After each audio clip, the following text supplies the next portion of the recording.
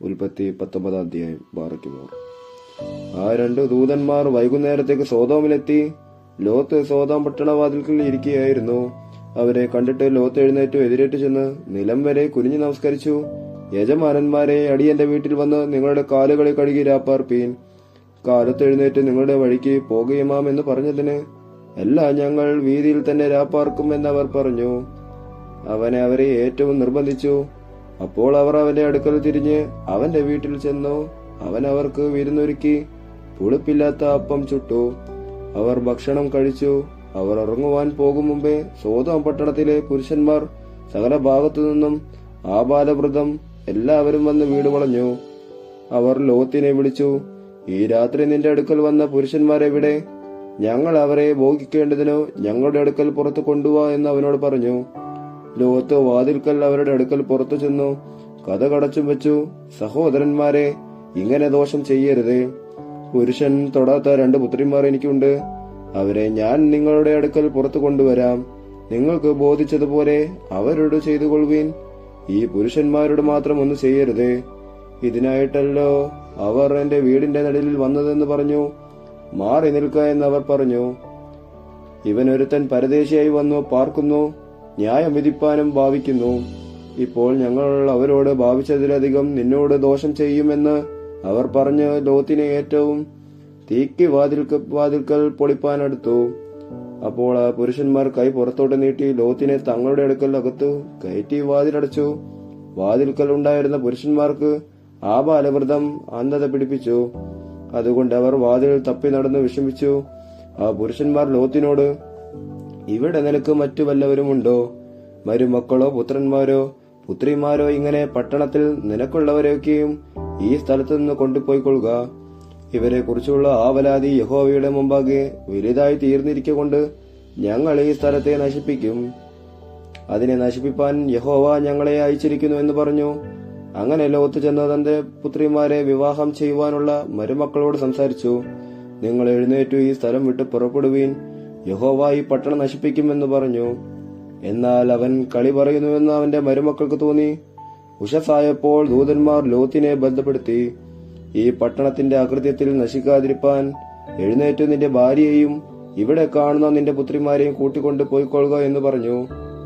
അവൻ താമസിച്ചപ്പോൾ യഹോവ അവനോട് കരുണ ചെയ്യുകയാൽ ആ പുരുഷന്മാർ അവനെയും ഭാര്യയെയും 2 പുത്രിമാരെയും കൈക്ക് പിടിച്ച് പട്ടണത്തിന് പുറത്തു കൊണ്ടുപോയി ആക്കി.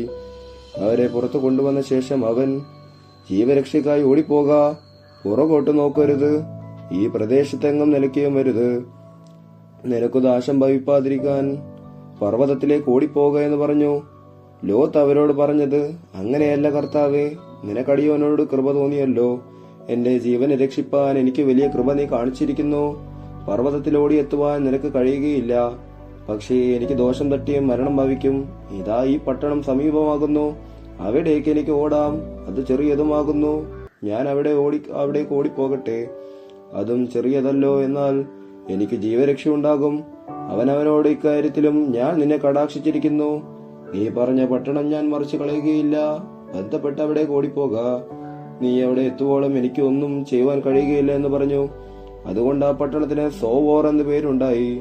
ലോത്ത് സോവോരിൽ കടന്നപ്പോൾ സൂര്യൻ ഉദിച്ചിരുന്നു.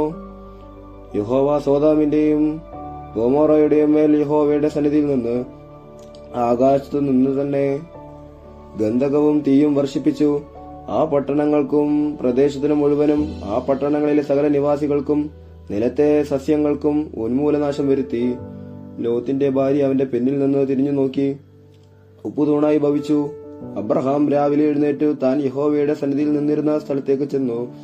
സോദോമിനും ഗോമോറായിക്കും ആ പ്രദേശത്തിലെ സകല ദിക്കിനും നേരെ നോക്കി. ദേശത്തിലെ പുക തീച്ചുളയിലെ പുക പോലെ പൊങ്ങുന്നതും കണ്ടു.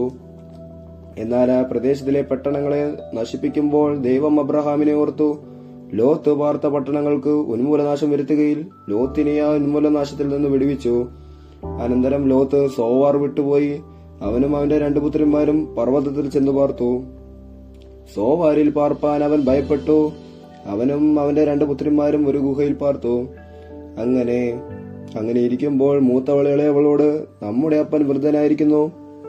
ഭൂമിയിൽ എല്ലായിടവും ഉള്ള നടപ്പുപോലെ നമ്മുടെ അടുക്കൽ വരുവാൻ ഭൂമിയിൽ ഒരു പുരുഷനുമില്ല. വരിക, അപ്പനാൽ സന്തതി ലഭിക്കേണ്ടതിന് അവനെ വീഞ്ഞു കുടിപ്പിച്ച് അവനോട് കൂടെ ശയിക്കുക എന്ന് പറഞ്ഞു. അങ്ങനെ അന്ന് രാത്രി അവർ അപ്പനെ വീഞ്ഞു കുടിപ്പിച്ചു. മൂത്ത അവളകത്ത് ചെന്ന് അപ്പനോട് കൂടെ ശയിച്ചു.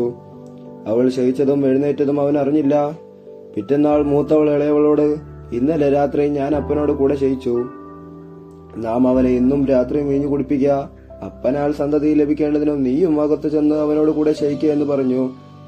അങ്ങനെ അന്ന് രാത്രിയും അവർ അപ്പനെ വീഞ്ഞു കുടിപ്പിച്ചു. ഇളയവൾ ചെന്ന് അവനോടുകൂടെ ശയിച്ചു. അവൾ ശയിച്ചതും എഴുന്നേറ്റതും അവൻ അറിയുന്നില്ല. ഇങ്ങനെ ലോത്തിന്റെ 2 പുത്രന്മാരും അപ്പനാൽ ഗർഭം ധരിച്ചു.